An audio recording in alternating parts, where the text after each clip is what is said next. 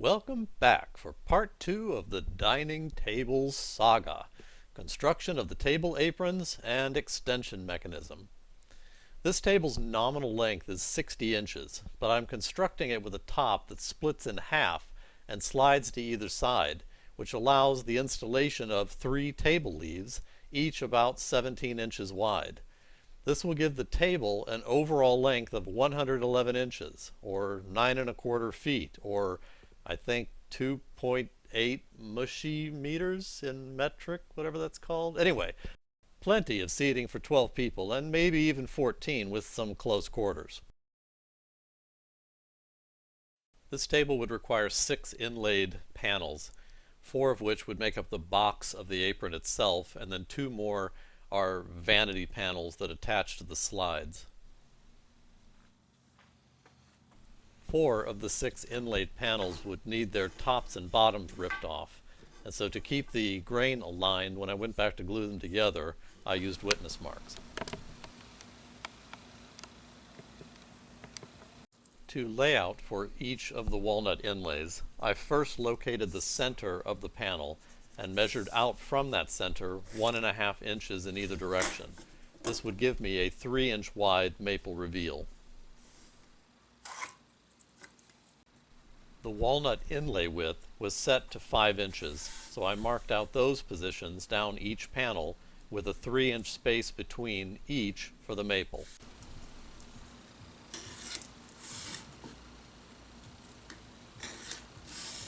This left me with alternating stripes of 3 inches of maple, 5 inches of walnut, 3 inches of maple, and so on. To cut the inlay pockets, I made a simple router jig that was set to the same width as the board and could be slid up and down the panel. I also drew witness marks on the jig so that it would be easy to align it with each of the walnut inlay positions. To mill the inlay pockets, I used a straight cutting bit in my router set to just a tick over 1/8 inch cutting depth.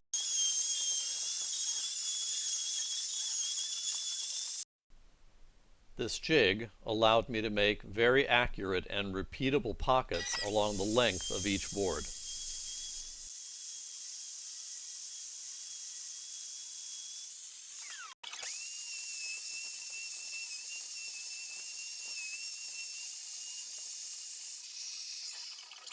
You can see here what each board looked like after cutting out each of those pockets. The inlays themselves were cut from a thicker walnut plank using a resaw blade on my bandsaw. Each slice measured approximately 3/16 of an inch thick.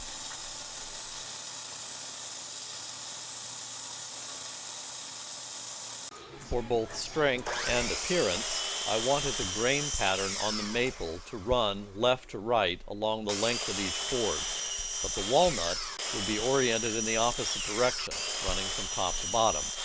That's why I chose to go with inlays instead of attempting to glue the aprons up from individual blocks of maple and walnut. That would have been far less strong due to end-grained glue joints.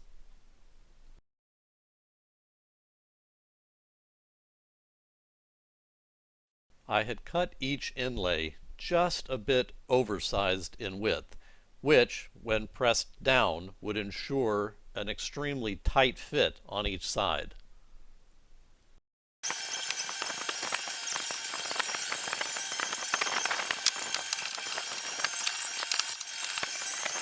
Here is what the center section of each panel looked like after gluing in all of the inlays. Each inlaid panel was then trued up along its length in preparation for having the top and bottom sections glued back on.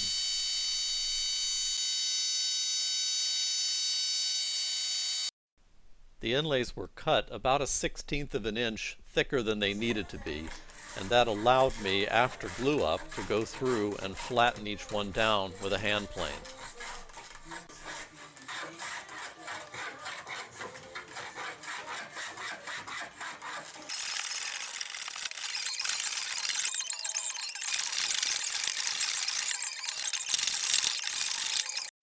With the center section of each panel now squared and flattened, I could bring back the top and bottom sections that had been cut off earlier and align them with the witness marks that I had also drawn earlier.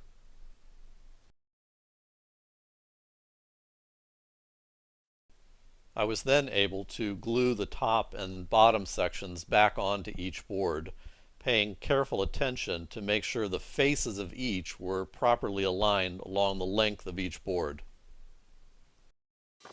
This required a buttload of clamps.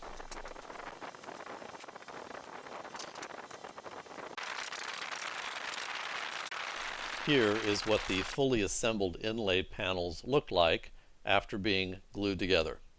When I went to cut miters on the ends of the apron, I found they were way too tall for my chop saw, but I was able to change the orientation of the blade to make the cut. A quick check with some miter clamps revealed that the joints came together pretty well. Next up, I needed several stretchers. These stretchers are the wood slats that are going to hold together the outer edges of the aprons.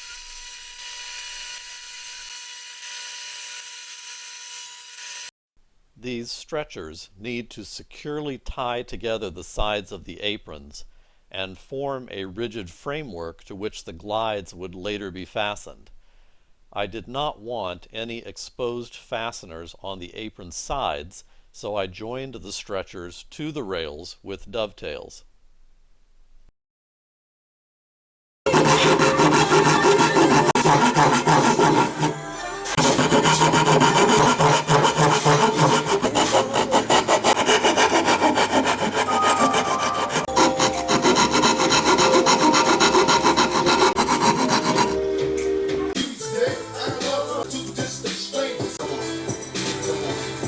My first intent was to do this old school style, hand chop all of these dovetailed mortises with a hammer and chisel, but the first one took me probably 15 minutes and I knew I had nearly a dozen of them, so yeah, I switched to a router.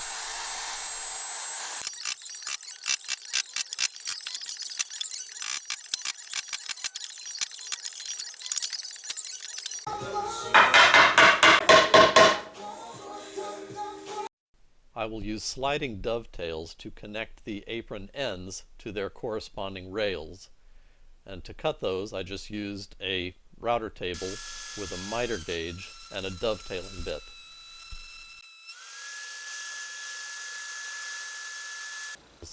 Were made twice as long as they needed to be, and without a top or a bottom glued back onto them. My intent was to cut these right down the center and use each of these as vanity panels to hide the slides when the table is fully extended. Each of these 4 rails got a dovetail pin milled on the ends of them that would eventually mate up with the sliding dovetail slot that was cut earlier on the router table.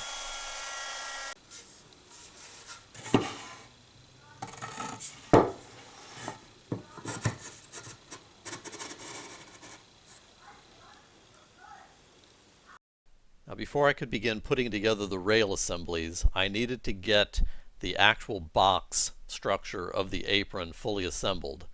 This meant putting together all of the stretchers with the dovetails that I had cut earlier and getting that assembly completely glued together and ready to use.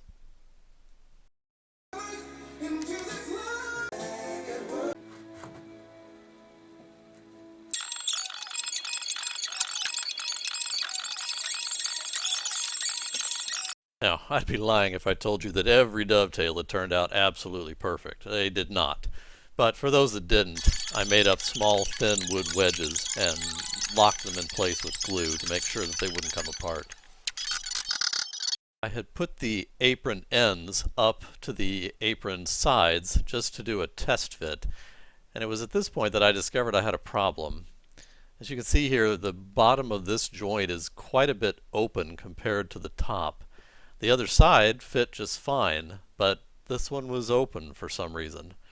I couldn't figure out exactly why until I took some measurements, and I found that on the overall length here I was off by about 3/32 of an inch, which isn't much, but it's enough to open up a miter joint.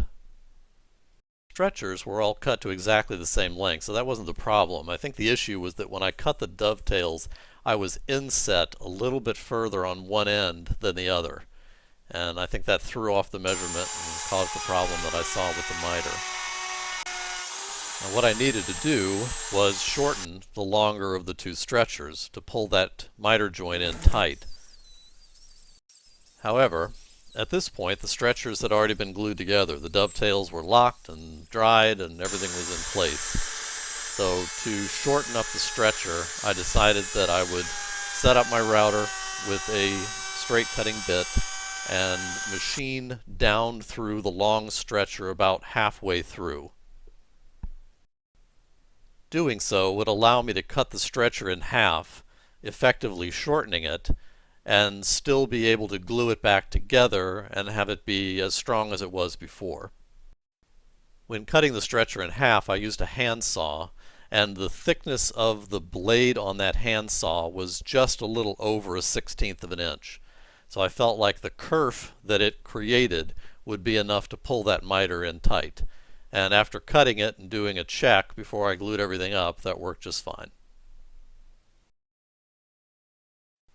Now, to put the stretcher back together, I took those two mortises that I had cut earlier and made up a few strips of maple that were the same depth as what I had plowed out with the router, and it basically just glued the entire thing back together. That gave me good long grain to long grain contact between the stretcher and the patch that was glued in, and would be strong enough to make sure that that stretcher would not pull apart or come apart later. After loosely clamping the patch in place, I used a pipe clamp to pull the stretcher tight to close up that kerf that I had made earlier, and then clamped everything down securely. With the apron box now fully assembled, I could turn my attention to the rails themselves. For clearance purposes, two of the rail sub-assemblies needed to be thicker than the other two rails.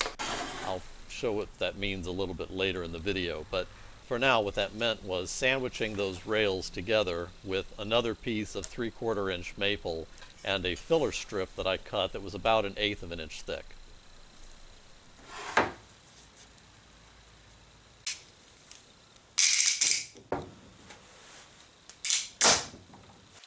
Here's what one of those rail sub-assemblies looked like, all glued together. As you can see, it's double thick with about 1/8 of an inch of spacer in the center.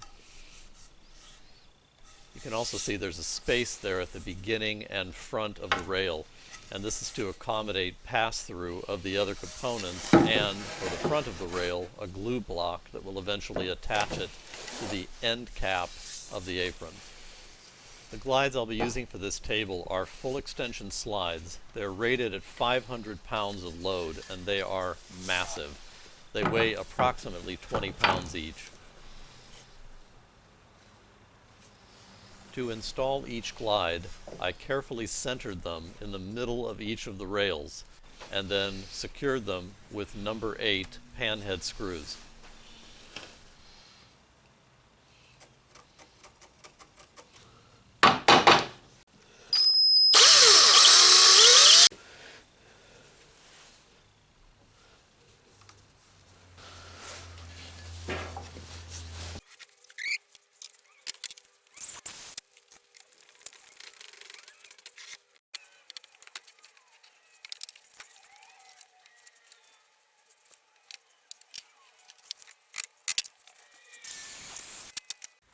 Here's what one of the completed glide modules looks like.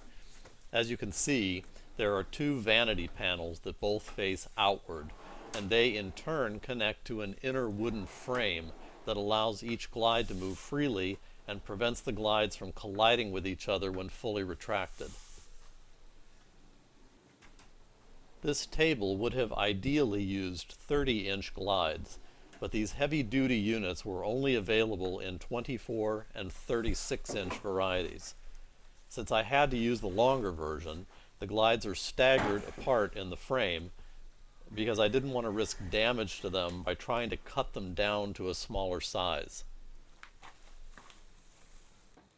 Each of the two glide modules slide into the apron box from the end and will be secured to the apron stretchers with screws.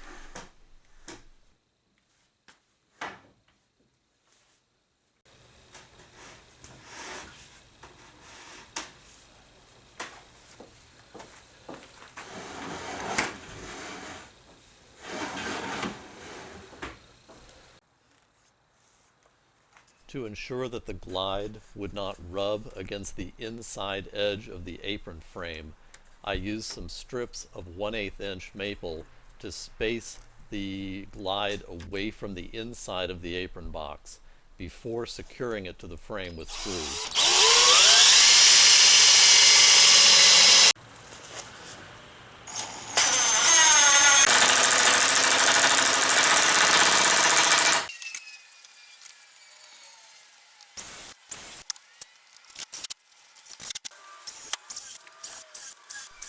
The two glide modules were attached at both the top and the bottom of each stretcher.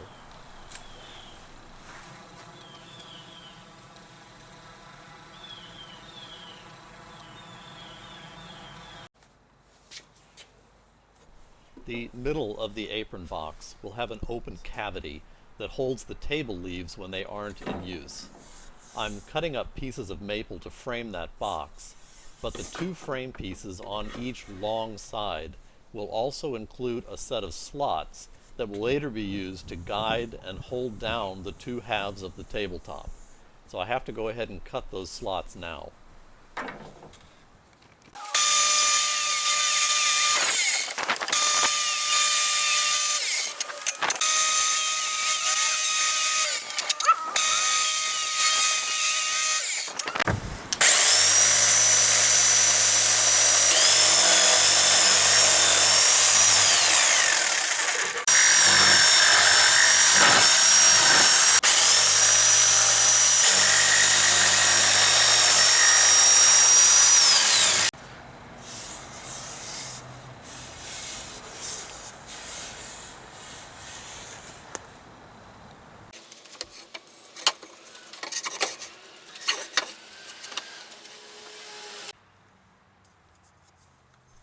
The two planks with guide slots need to be spaced away from the glide modules by just over 3/4 of an inch to allow for a guide pin that will later be installed on the underside of the tabletop. These two glide bars are similarly attached to the stretchers as the way that the glide modules did. Before moving on to final assembly of the apron, I decided that this would be the best time to go ahead and do whatever sanding was going to be required. So I disassembled everything and spent the next 3 hours sanding through all the grits up to 180. I distilled down those 3 hours into under a minute of high-speed footage set to crowds wildly cheering me on. It makes the pain a bit more bearable.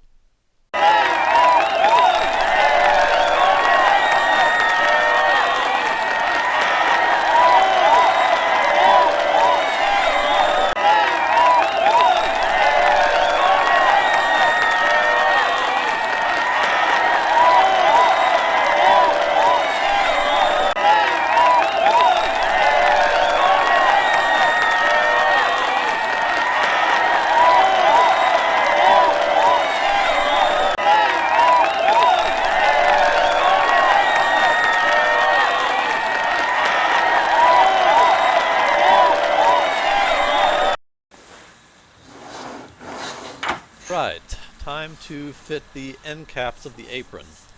These get glued onto the tail ends of the slides using these sliding dovetails that I cut earlier on the router table. And these were a pretty tight fit, so that's a good thing because you don't want them coming loose, but at the same time they had to be tapped into place. Once the sliding dovetails were assembled, I attached a glue block in the corner. This just helps reinforce the connection between the slide itself and the end cap, make sure it doesn't break off. Before I secured the other end cap, I finished out the central box with a pair of stretchers. Once those were in place, then I could slide the guide rails into position and secure them.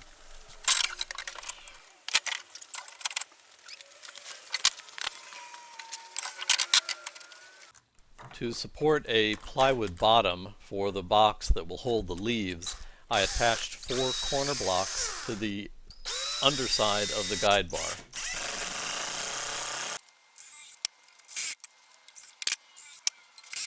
Shot of the underside of the apron with all the various pieces installed. To finish out the bottom of the leaf storage box, I cut up some 1/8" plywood and dropped it into place.